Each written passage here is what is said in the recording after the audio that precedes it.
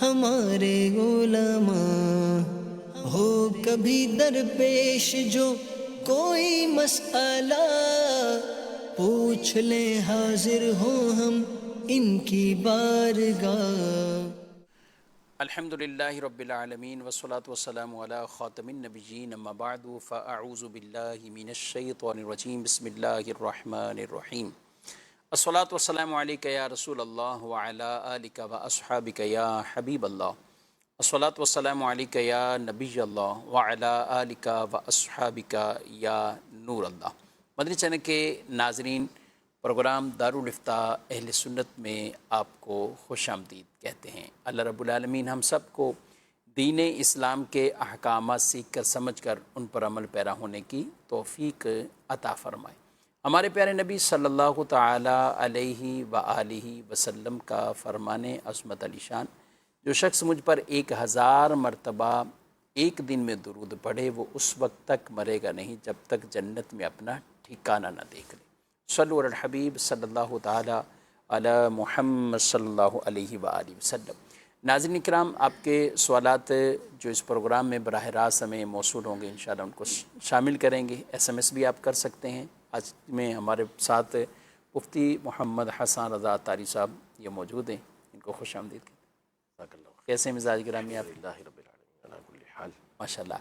ہمارے پاس کچھ ویڈیو سوالات ہیں، اور ان دنوں میں بطور خاص اگر بات کریں تو جہاں لاکھوں لاکھ مسلمان وہ حج کی تیاریوں میں کچھ باقاعدہ حج کے لیے جا چکے ہیں، سفر حج پر ہیں، اور یہ مہینہ تقریباً مختلف عمروں کے ذریعے، نفلی طواف کے ذریعے، عبادات کے اندر ان کا گزرتا ہے، تو حج کے بھی کئی ایسے مسائل لوگوں کو درپیش ہوتے ہیں، تو آپ وہ بھی پوچھ سکتے ہیں۔ اسی طرح بالخصوص جو کروڑوں لوگ قربانی کے لیے، ایام قربانی بھی ظاہر قریب ہیں، اور لوگ انہی دنوں میں خریداری کا ایک سلسلہ شروع کر دیتے ہیں، تو اس سلسلے میں بھی کوئی اگر آپ کے سوالات ہوں تو آپ ضرور پوچھ سکتے ہیں۔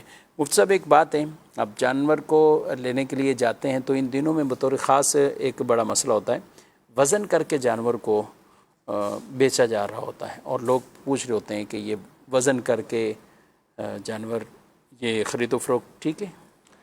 بسم اللہ الرحمن الرحیم۔ وزن کر کے جانور کو خریدنا یہ شرعاً جائز ہے، اور اس میں کوئی حرج نہیں ہے۔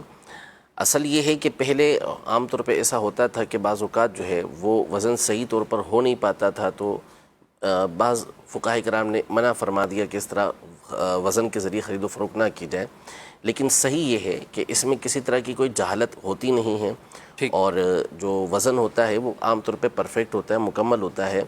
تو قیمت جب مقرر کر لی اور اس کے وزن کے حساب سے اس کی جو قیمت بنتی ہے وہ اس کا ثمن قرار پا گیا، وہ مقرر ہو گیا، تو اس میں کوئی حرج نہیں کہ اسے خریدا جائے، وزن کر کے اسے خریدا جائے۔ لیکن ظاہر ہے کہ جو اصل مقصد ہونا چاہیے وہ جانور کا گوشت نہیں ہونا چاہیے کہ ہم نے اتنے جو ہے وہ من کا بکرا لینا ہے یا اتنے من کی گائے لینی ہے، تو یہ نہیں مقصد ہونا چاہیے، بلکہ آپ کا جو اصل مقصد ہے قربانی سے وہ اللہ پاک کی رضا ہونی چاہیے، اور اللہ پاک کی رضا کے لیے فربا اور اچھا اور مہنگا جانور جو آپ کی گنجائش ہے اس کے حساب سے لینا چاہیے۔ تو اب جو وزن کے ذریعے لے رہا ہے وہ اس میں اپنی نیت کو دیکھ لے کہ اس کا مقصد کیا ہے وزن کے ذریعے لینے کا۔ تو اگر مقصد اس کا گوشت کا حصول ہے، قربانی کی نیت ہی نہیں ہے اس کی، تو ظاہر بھی قربانی نہیں ہوگی۔ لیکن اگر قربانی ہی کی نیت ہے اور ساتھ میں یہ کہ چلو اچھا زیادہ گوشت مل جائے گا تو قربانی تو ہو جائے گی، لیکن اصل مقصد جو ہے وہ اللہ تبارک و تعالیٰ کی رضا کے لیے قربانی ہونا چاہیے۔ تو اس حساب سے دیکھ لیں، ورنہ شرعی اعتبار سے بہرحال وزن کر کے جانور لینے میں کوئی حرج نہیں ہے، چاہے وہ قربانی کے لیے آپ جانور لیں یا آپ عام روٹین کے اندر کوئی وزن کر کے جانور لے رہے ہیں، جیسے مرغیاں ہمارے یہاں پر یہ تو مرغی تو سارا سال ہی تقریباً لوگ وزن کر کے جو زندہ لیتے ہیں مرغیاں وہ وزن کر کے لے رہے ہوتے ہیں، تو وہ جائز ہے۔ دیسی مرغی کو بھی اسی طرح ہی لوگ پہلے سے اس کا وزن ہوتا ہے، اور اس کو صحیح ہے۔ تو یعنی یہ کوئی ایسا نہیں ہے کہ جاندار چیز کا وزن کریں گے تو اس کی ممانت ہو جائے گی، ایسا نہیں ہے، ایسا کچھ نہیں ہے۔ اور تو قربانی کا جانور ہو یا کوئی بھی تو اس کو لے سکتے ہیں۔ اچھا وزن تو کر لیا، سب کچھ ہے، پھر اس کی دیگر جو قربانی کے اعتبار سے شرائط ہے وہ سب دیکھنی ہو، وہ لازمی ہو، وہ سب اور نیت بھی آپ کی قربانی ہی کی ہونی چاہیے، اچھی نیت کے ساتھ یہ لینا چاہیے۔ ٹھیک ہے جی، مزید سوال۔ مفتی صاحب کی بارگاہ میں میرا سوال یہ ہے کہ والدین اگر مقروض ہوں اور بیٹا صاحب حیثیت ہو तो क्या ऐसी सूरत में बेटे का हज करना जायज़ है؟ वालदैन मकरूज़ हैं और बेटा साहिब हैसियत। जायज़ ही नहीं बल्कि बाज़ सूरतों में तो फ़र्ज़ ही होगा। ठीक। क्योंकि मिसाल के तौर पर अब जब हमारे यहाँ फार्म भरे जाते हैं जिन दिनों में हज के लिए, इन दिनों बेटा ख़ुद साहिब इस्तिताअत है, यानी इसके पास इतना माल मौजूद है, असबाब इसके पास मौजूद हैं कि इस पर हज फ़र्ज़ हो जाता है। तो अब इस पर तो लाजिम हो जाएगा कि ये हज फ़र्ज़ के लिए फ़ार्म भरेगा और रकम जमा करवाएगा। वालदेन का कर्ज़ हो या अपना कर्ज़ तो बहरहाल माइनस होगा, उसके बाद देखा जाएगा कि साहिब इस्तिताअत है या नहीं है। तो बहरहाल वालदेन अगर मकरूज़ हैं तो इससे इसकी हज की फ़र्ज़ियत के ऊपर कोई फ़र्क नहीं पड़ेगा। हज फ़र्ज़ होगा, उसे अदा करना होगा। हाँ, दो सूरतें हैं कि अभी हज के अयाम आए नहीं है, फार्म भरने के अयाम आए नहीं, उससे पहले इसने अपने वालिदैन का कर्ज़ अदा कर दिया, ठीक, जिसकी वजह से इसके पास अब इतना माल ही बाकी ना रहा कि इसके ऊपर हज फ़र्ज़ हो। तो अब चूँकि हज की फ़र्ज़ियत ही नहीं हुई इसके ऊपर, तो लिहाजा इस सूरत में इसके ऊपर हज फ़र्ज़ नहीं होगा। और पीछे भी कोई ऐसा साल ना गुजरा हो कि जिसमें बिल्कुल ऐसे ही है। और इसी तरह मिसाल के तौर पर ये हज फ़र्ज़ अदा कर चुका, अपना हज फ़र्ज़ अदा कर चुका है और अब ये चाहते हैं कि हज नफली तौर पर अदा करें, और दूसरी तरफ वालिदैन परेशानी के अंदर हैं, आजमाइश में हैं कि उनका कर्ज़ अदा किया जाए। तो अब यहाँ पर इसको देखा जाएगा कि वाकई अगर वालिदैन के पास और कुछ अदा करने के लिए नहीं है और इनके लिए आजमाइश है, तो फिर अब बेहतर यही होगा कि वालिदैन का कर्ज़ अदा कर दे, ताकि वो जो एक आजमाइश के अंदर हैं उससे वो निकल जाए। वरना बहरहाल इस सूरत में भी अगर वो हज पे जाएगा तो हज पर जाना इसका जायज़ होगा। ठीक है। और जब एक आम तौर पे ऐसे सवाल किया जाता है तो बेटे के अंदर काफ़ी यानी वुसअत जो कहा गया है, तो सिर्फ उतना ही तो नहीं है कि हज फ़र्ज़ के बाद ये भी ज़ीरो हो जाए या ख़ुद ऐसी कैफियत में आ जाए जी। तो एक बेटे के ऊपर क्या बनता है कि अपने वालिदैन उसके मकरूज़ हों तो उसको क्या करना चाहिए? वालिदैन मकरूज़ हों तो उसको ख़ुद सोचना चाहिए कि जितना कर्ज़ है उससे बढ़कर वालिदैन मुझ पे ख़र्च कर चुके होंगे और ऐसी हालत में मुझ पे ख़र्च किया होगा कि जब मैं कुछ भी करने के काबिल नहीं था। तो बिल्कुल वालिदैन का कर्ज़ तो फ़ौरी तौर पर उनकी ज़िंदगी में भी, उनके विसाल के बाद भी अदा करना चाहिए बंदे को, ताकि उनको इससे खुलासी नसीब हो सके और उनके जहन पर जो बोझ है वो दूर हो सके। करना चाहिए, बिल्कुल लाजमी करना चाहिए। जी, मज़ीद सवाल। मुफ्ती साहब से मेरा ये सवाल है कि आपने फरमाया था कि नबी पाक सल्लल्लाहु अलैहि वसल्लम भी इस्तिखारे की तालीम इरशाद फरमाया करते थे, तो वो किस अंदाज से इस्तिखारा किया करते थे, ये इरशाद फरमा दी। जी, नबी पाक सल्लल्लाहु अलैहि वसल्लम इस्तिखारे की तालीम, और आप? नबी पाक सल्लल्लाहु तआला अलैहि वसल्लम दुआ सिखाया करते थे इस्तिखारे की, कि वो दुआ बंदा पढ़े, जो बुखारी मुस्लिम के अंदर भी मौजूद है और इसका जो बुखारी मुस्लिम वगैरह के हवाले से बाहर शरीयत में भी और मदनी पंसूरे के अंदर भी मौजूद है। तो वहाँ वो आप दुआ पढ़ सकते हैं, तवील दुआ है, 5-7 लाइनों पर मुश्तमिल ये दुआ है। तो वो पढ़ के फिर इस्तिखारा करने का हुक्म है। और बाज़ रिवायतों में, बाज़ में ये है कि वो सो जाए और फिर इसके बाद वो ख्वाब के अंदर उसको इशारा भी मिल जाता है बाज़ औक़ात। इसी तरह जो है वो मुख्तलिफ़ किस्म के इस्तिखारे बुज़ुर्गों से मनक़ूल हैं, लेकिन नबी पाक सल्लल्लाहु तआला अलैहि वसल्लम की तरफ से ये दुआ सिखाई गई है इस्तिखारे के लिए।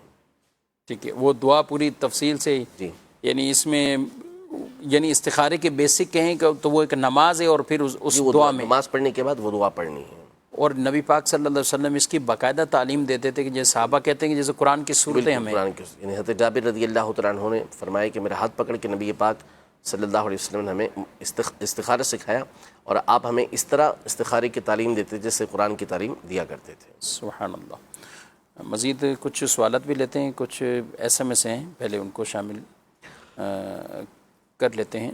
एक सवाल इनका भाई का ये है कि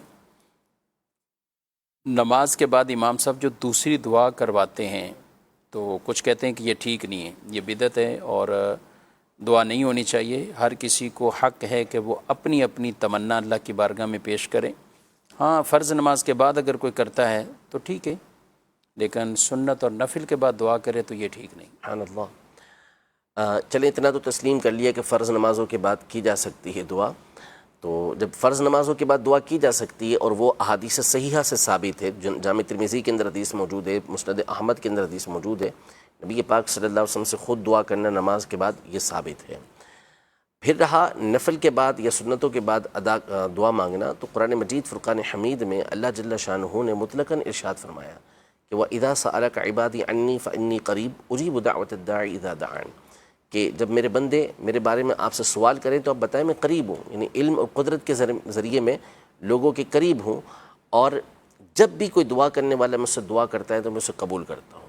اب قرآن تو کہہ رہا ہے کہ جب بھی دعا کرنے والا دعا کرتا ہے تو میں اسے قبول کرتا ہوں۔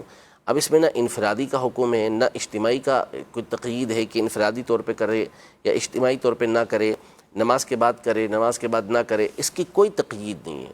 جیسے مثال کے طور پر ابھی ہم بیٹھے ہیں، ہم دعا کر سکتے ہیں، صحیح، ٹھیک ہے، میں دعا کروں آپ آمین کہیں، آپ دعا کریں میں آمین کہوں، یا آپ اپنی تنہا دعا کریں میں تنہا دعا کروں، کوئی اس کو ناجائز نہیں کہے گا۔ تو اول بات تو یہ ہے کہ جب قرآن مجید فرقان حمید نے ارشاد فرما دیا وَقَالَ رَبُّكُمُ ادْعُونِي أَسْتَجِبْ لَكُمْ، کہ تمہارا رب فرماتا ہے کہ مجھ سے مانگو میں تمہاری دعا کو قبول کروں گا، کوئی قید اس کے اندر نہیں ہے، جب چاہے اللہ کی بارگاہ میں دعا کر سکتے ہیں۔ ہاں جہاں شریعت نے منع کر دیا، جیسا آپ کسی ایسی جگہ پر ہیں جو باتھ روم کے مثال کے اندر کو موجود ہے، یا گندگی کی کسی جگہ پر موجود ہے، یا کیفیت ایسی ہے کہ جس میں اس کو اجازت نہیں ملتی، یا نماز کے اندر ہے، قیام کے اندر ہے، ایسے مقامات پر ہے، تو پھر وہ دعا نہیں مانگے گا۔ باقی اس کے علاوہ جہاں شریعت مطہرہ نے منع نہیں کیا وہاں روکنے والا کوئی کون ہوتا ہے؟ اور فرمایا فَإِذَا فَرَغْتَ فَانْصَبْ وَإِلَىٰ رَبِّكَ فَارْغَب، جب آپ فارغ ہو جائیں تو اس کے لیے آپ خوب کوشش کریں اور اپنے رب کی طرف راغب ہو جائیں۔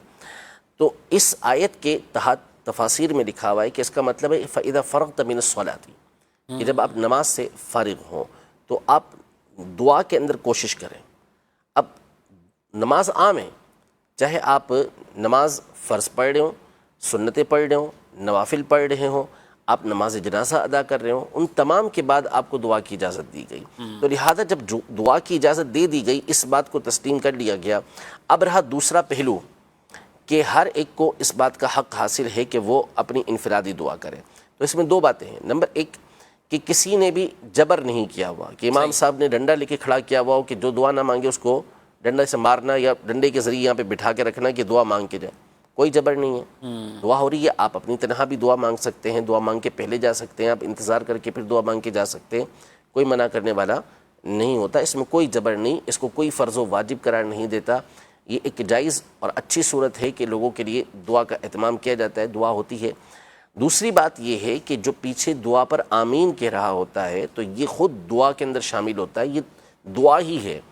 حضرت موسیٰ علیہ السلام، حضرت ہارون علیہ السلام کے حوالے سے اللہ پاک نے سورہ یونس میں یہ ارشاد فرمایا کہ قد اجیبت دعوتکما، کہ تم دونوں کی دعا کو قبول کر لیا گیا۔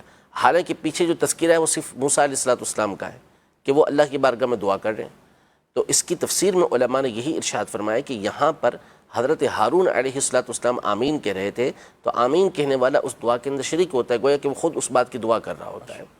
تو اس لیے اگر پیچھے وہ آمین کہہ رہے ہیں تو وہ اسی طور پر دعا کے اندر شامل ہو جاتے ہیں۔ پھر تیسرا یہ کہ جو اجتماعی طور پر دعا ہوتی ہے اس کی قبولیت کے زیادہ امکان ہوتے ہیں، زیادہ یہ قبول ہوتی ہے کہ بعض اوقات ایسے نیک افراد اجتماع کے اندر موجود ہوتے ہیں کہ جس کی وجہ سے دعا جلدی قبول ہوتی ہے، اور اسی طرح جب دو افراد مل کے اللہ کی بارگاہ میں دعا کر رہے ہیں تو اس کا انشاءاللہ قبول ہونے کا زیادہ امکان ہو جاتا ہے۔ تو اس لیے یہ خواہ مخواہ کے وسوسے ہیں کہ جی دوسروں کو بھی دعا کرنی تو بالکل کریں، کون منع کرتا ہے، بالکل دعا کریں، آپ کو کوئی منع نہیں کرے گا۔ ہاں اور ہم یہ بھی کوئی امام صاحب نہیں اعلان کرتے کہ جو دعا میری ہی تھی اور جتنی تھی ہو گئی اب سب نکل جاؤ، ایسا بھی نہیں۔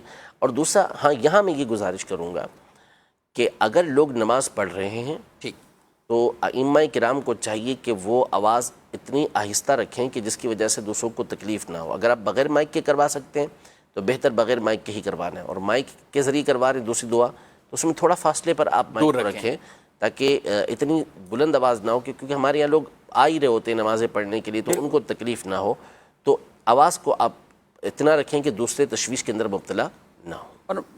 اور ماشاءاللہ اس چیز کا بھی خیال رکھا جاتا ہے، اہتمام رکھتے ہیں ہمارے علماء اور ائمہ کرام۔ نہیں رکھتے جن جگہ اگر نہیں ہوتا تو آپ بالکل آپ ان سے کہیں، اور یا دارالتاج سنت سے وہ خود رابطہ کر لیں، یا کسی طرح بھی کوئی بات تو ہو سکتی ہے، لیکن ایسا نہیں ہوتا کہ اس کا اہتمام باقاعدہ نہیں کیا جاتا۔ جب سمجھاتے ہیں تو کئی جگہوں پر توجہ نہیں ہوتی تو وہ بھی توجہ اس طرف چلی جاتی ہے، لیکن اصل جو مقصود ہے کہ دعا مانگنے کو ہی منع کر دیں اور اس کو معذ اللہ بدعت سے اور بدعت سیاح عمومی طور پر جو اس طرح مطلقاً بیان کیا جاتا ہے تو وہ بدعت سیاح بری بدعت کہہ کر اس کو وہ رد کیا جاتا ہے کہ یعنی یہ کام ہی نہیں ہے، اس کا کوئی فائدہ ہی نہیں ہے، ثواب بھی نہیں ہے، اور یہ کوئی عبادت والا عمل ہی نہیں ہے.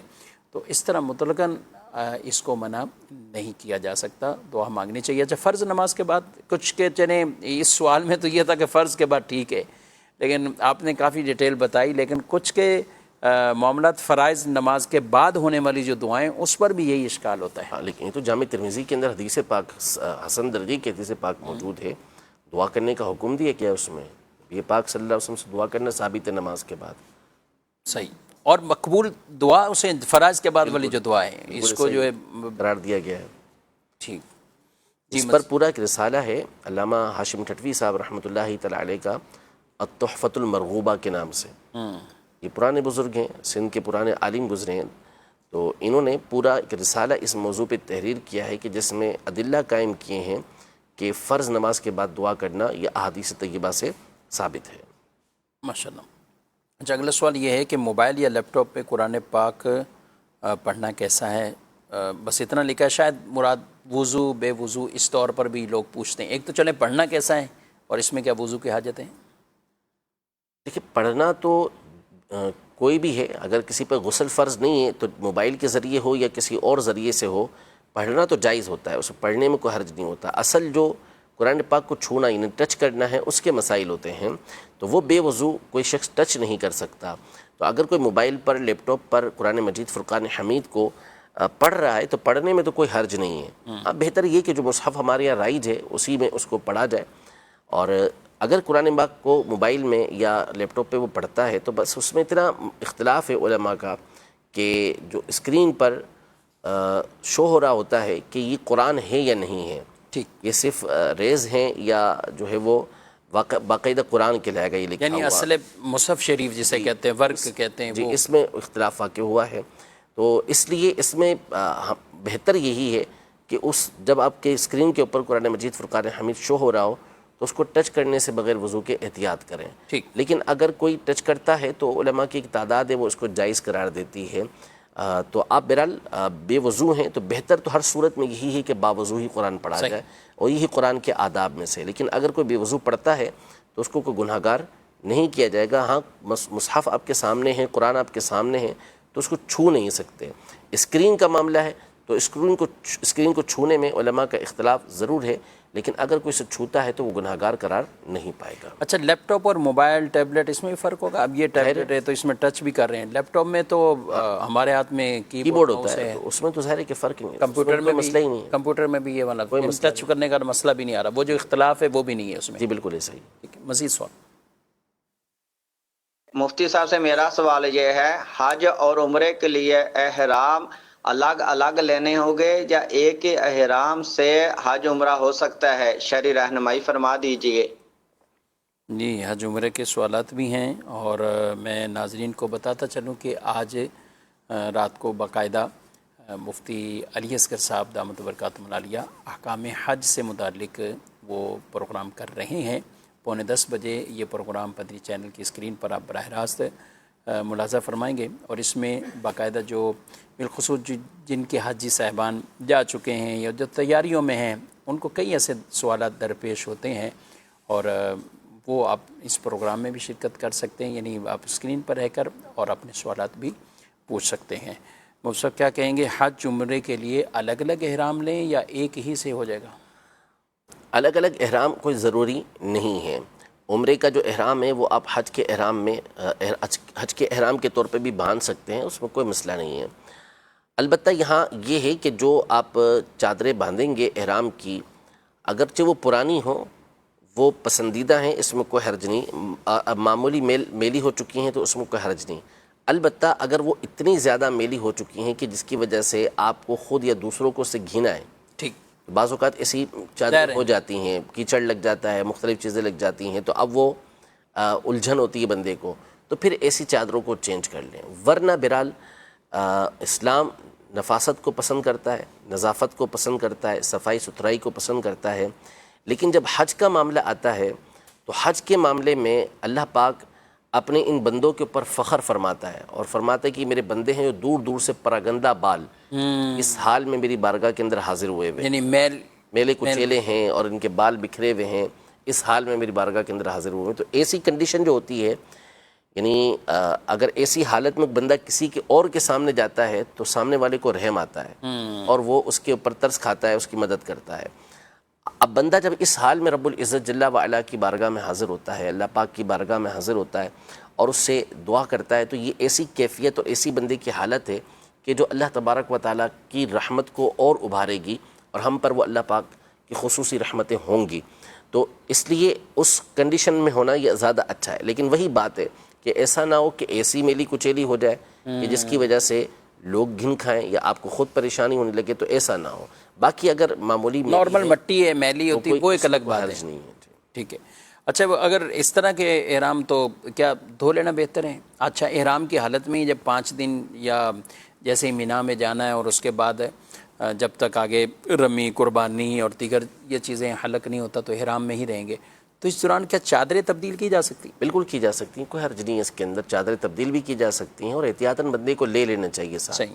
اور یہ انشاءاللہ جب حج نشست ہوئی ہوگی تو اس میں بھی بیان کیا گیا ہوگا، آج کے جو سلسلہ آپ بتا رہے ہیں وہ تو یہ ہمیشہ ٹریننگ میں بتایا جاتا ہے کہ چادریں احتیاطاً ایک آدھی اپنے پاس رکھ لینی چاہیے کہ بعض اوقات کی ضرورت پڑ جاتی ہے وہاں پر، تو اس کو چینج کر سکیں، تبدیل کر سکیں۔ یعنی لوگ یہ سمجھتے کہ یہ احرام یہ چینج کرنا یا اس کو اتار لینا یہ احرام اتر گیا، تو نہیں، تبدیل کرنے سے تو نہیں احرام اترے گا؟ احرام بنیادی اعتبار سے نام ہے نیت کرنے کا، کہ آپ حج یا عمرے کی جو نیت کر رہے ہیں اس کا نام ہے، اور اس کے ساتھ تلبیہ پڑھنے کا۔ صحیح۔ تلبیہ پڑھیں، اس کے ساتھ کوئی بھی ذکر اللہ کریں، تلبیہ پڑھنا سنت مبارکہ، تو دونوں کو ایک ساتھ نیت کی اور ساتھ میں آپ نے تلبیہ پڑھ لیا تو آپ احرام والے ہو گئے۔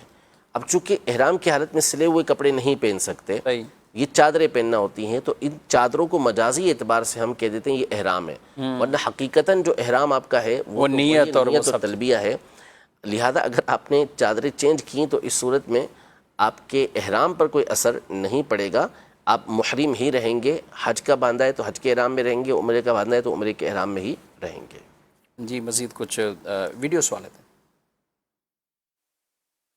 میرا نام عبد الرحمن کمال سلطانی۔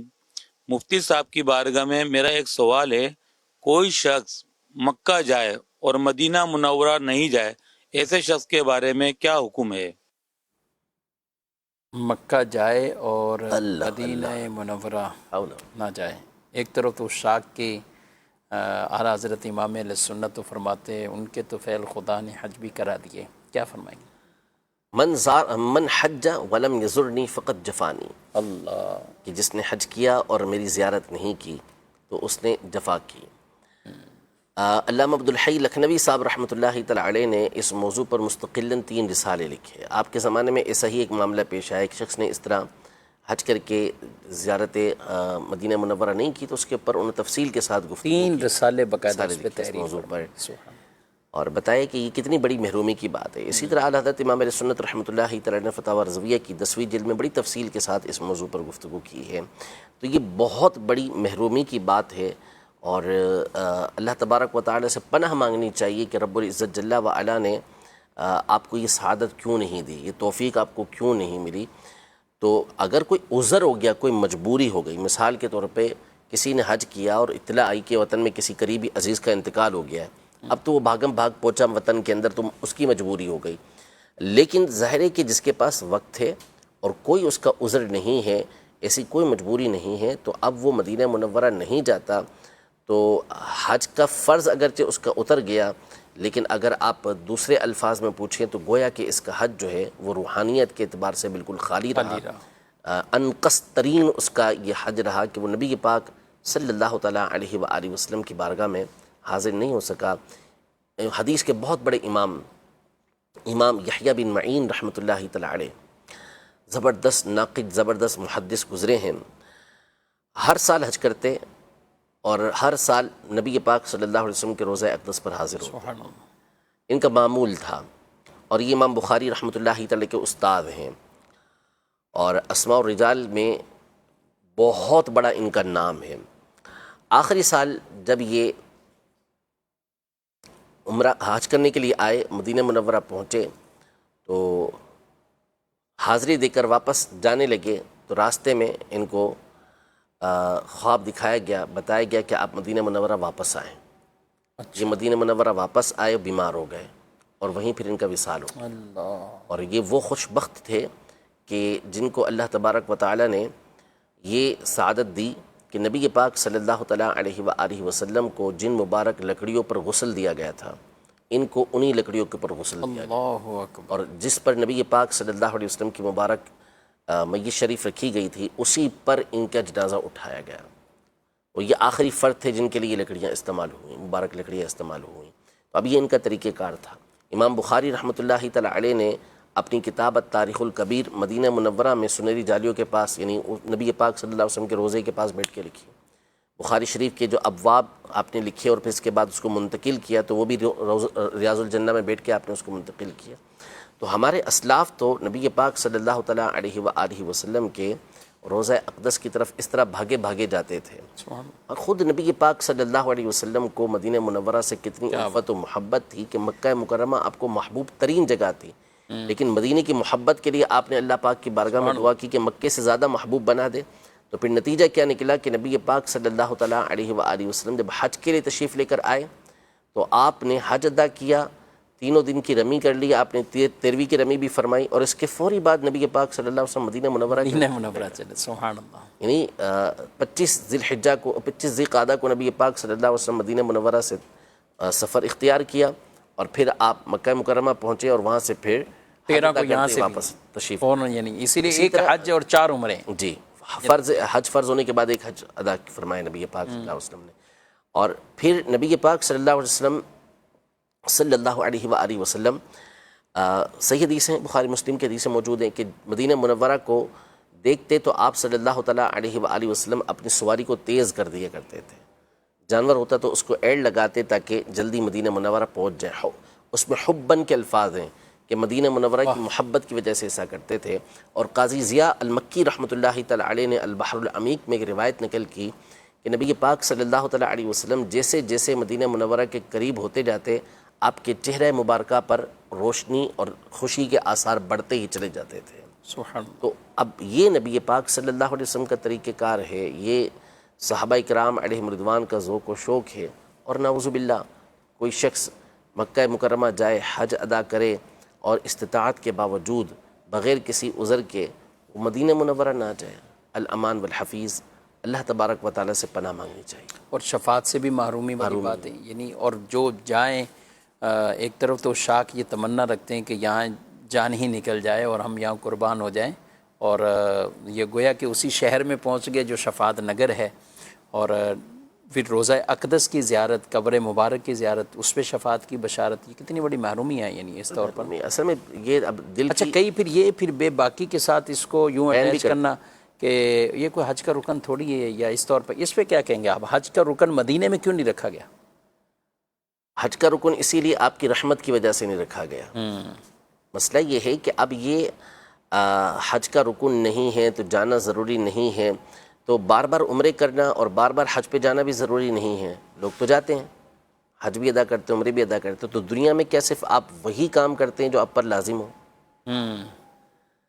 اور حج کا رکن ہوتا تو پھر تو ہر کوئی یہ کہتا ہے نا ہم وہ رکن ادا کرنے جا رہے ہیں، اگر احرام میں ایک محبت والی بات ہو جاتی کہ اب وہاں پہ جو جاتا وہ اس مقصد سے جاتا، ہاں رکن کے طور پر، ابھی جو جانے کا حکم دیا گیا وہ مقصد واحد، سبحان اللہ کے لیے دیا گیا۔ سبحان اللہ۔ ابن عمر رضی اللہ تعالی عنہما مکہ مکرمہ آتے، کعبۃ اللہ المشرفہ میں داخل ہوتے اور نماز مخصوص جگہ پر ادا کرتے کہ نبی پاک صلی اللہ علیہ وسلم کعبہ مکرمہ میں داخل ہوئے، جب باہر تشریف لے کر آئے تو حضرت بلال رضی اللہ تعالی عنہ دروازے پہ کھڑے ہوئے تھے۔ حضرت ابن عمر رضی اللہ تعالی عنہما نے پوچھا کہ نبی پاک صلی اللہ علیہ وسلم نے کہاں نماز پڑھی؟ انہوں نے کہا نماز پڑھی۔ کہاں پڑھی؟ بولا آپ دیوار کی طرف، سامنے کی طرف سیدھے چلے جائیں تو الٹے ہاتھ پہ 2 ستونوں کے درمیان آپ علیہ الصلوۃ والسلام نے نماز ادا کی۔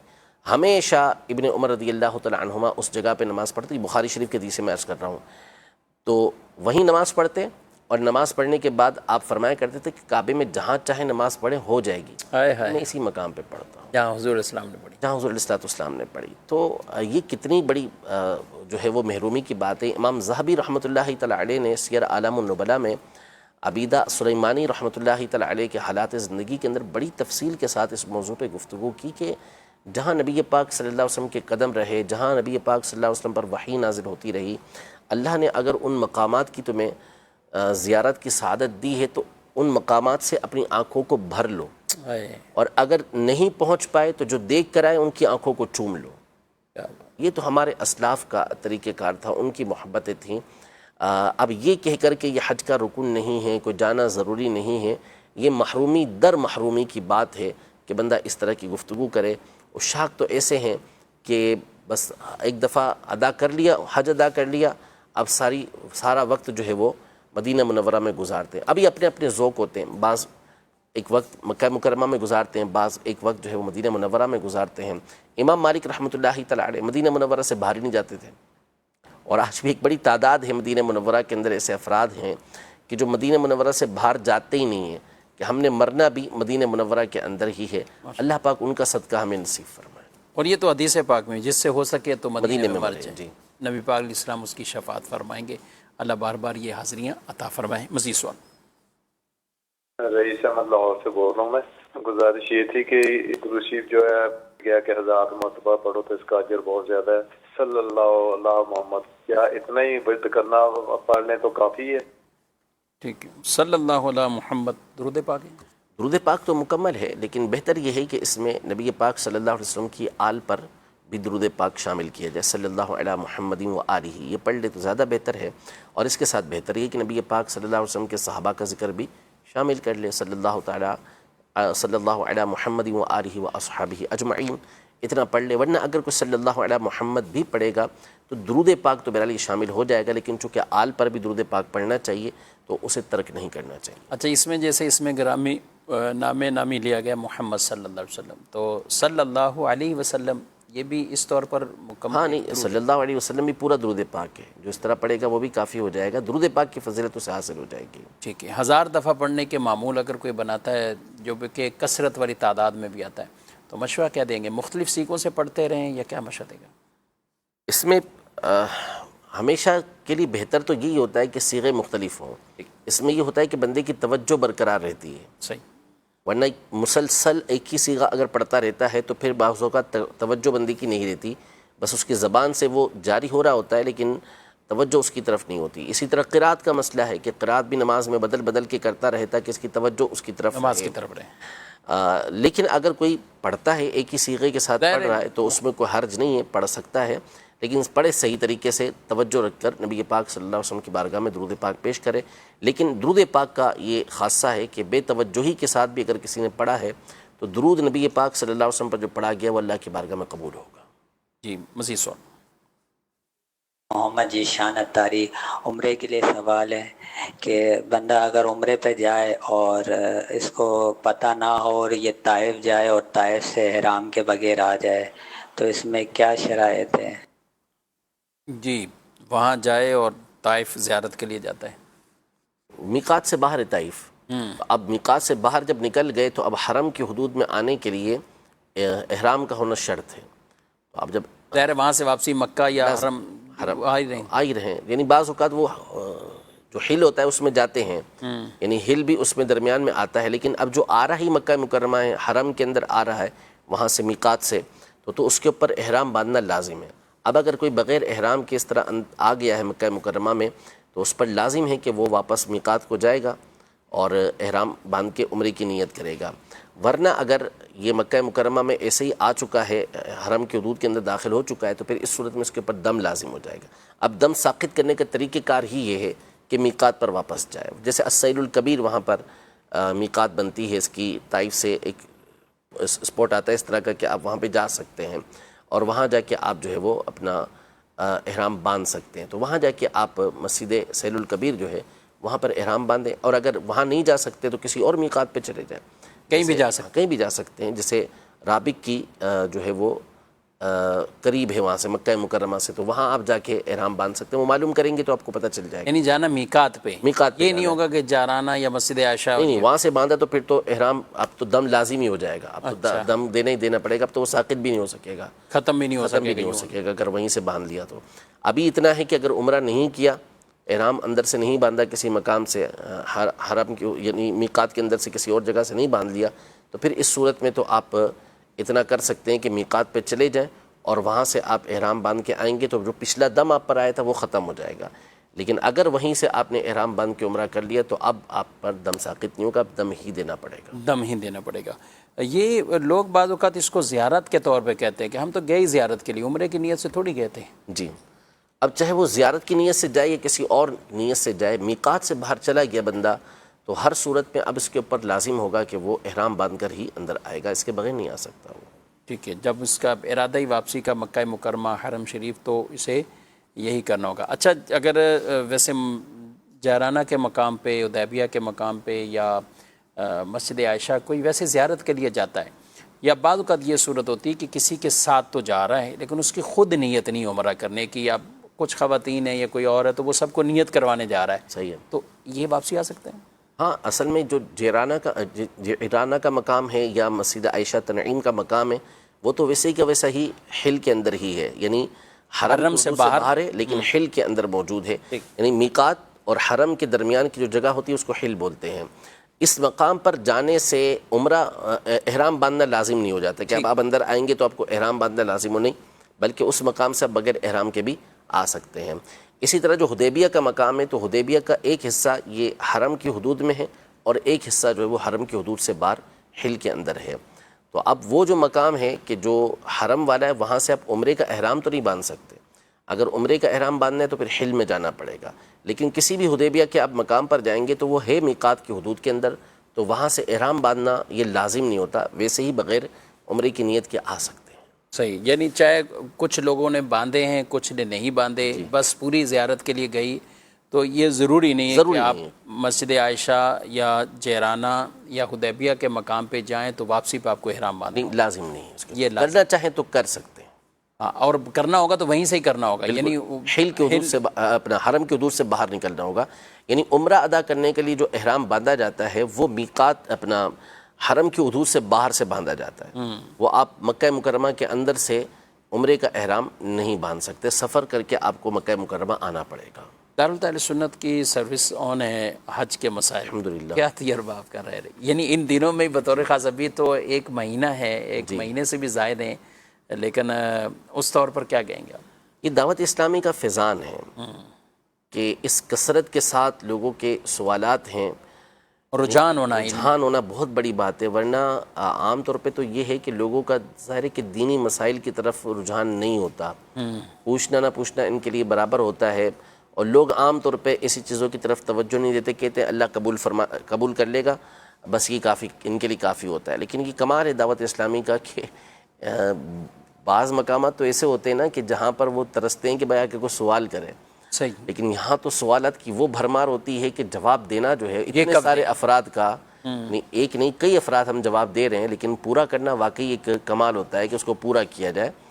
تو یہ اس کو کہیں گے کہ حقیقتاً یہ امیر علیہ سنت کا دعوت اسلامی کا فیضان ہے کہ اتنے زیادہ سوالات کا آنا، اور پھر الحمدللہ دارالفتہ اہل سنت کی طرف سے اس کے جوابات بھرپور دینے کی وقت پر کوشش کی جا رہی ہے، اور الحمدللہ کامیابی بھی اس میں ہو رہی ہے. اور آئے دن نئی کچھ سروس کا آغاز بھی ماشاءاللہ ابھی دیکھیں حال میں ہی، اور باقاعدہ دارالفتہ اہل سنت کے فیس بک پیج پر بھی آپ یہ ملاحظہ فرمائیں گے پوسٹ، اور نمبر بھی ہے کہ جس میں باقاعدہ خواتین اسلامی بہنیں وہ اپنے شرعی مسائل وہ اس نمبر پر پوچھ سکتی ہیں. اور ماشاءاللہ یہ ایک بڑی اہم ترین سروس ہے کہ اسلامی بہنوں کے مسائل ہوں اور اسلامی بہنیں ہی سن کر ان کے جوابات بھی وہ دیں. لیکن یہ تحریری طور پر کالز کی سروس نہیں ہے. اور دارالفتہ سنت کا جو آفیشیل نمبر ہے 10 بجے سے لے کر 4 بجے تک آن رہتا ہے، اس پر بات کوئی بھی کر سکتا ہے اور اپنا شرعی مسئلہ بھی پوچھ سکتا ہے. آپ بھی اس دوران اس دارالفتہ سنت کے نمبر پر فون کر کے آپ اپنے شرعی مسائل پوچھ سکتے ہیں. ناظرین کرام، پروگرام کا وقت اپنے اختتام کو پہنچا، آپ سے اجازت چاہتے ہیں. فی امان اللہ. ہادی و رہنما ہمارے علماء، ہو کبھی درپیش جو کوئی مسئلہ، پوچھ لیں حاضر ہو ہم ان کی بارگاہ.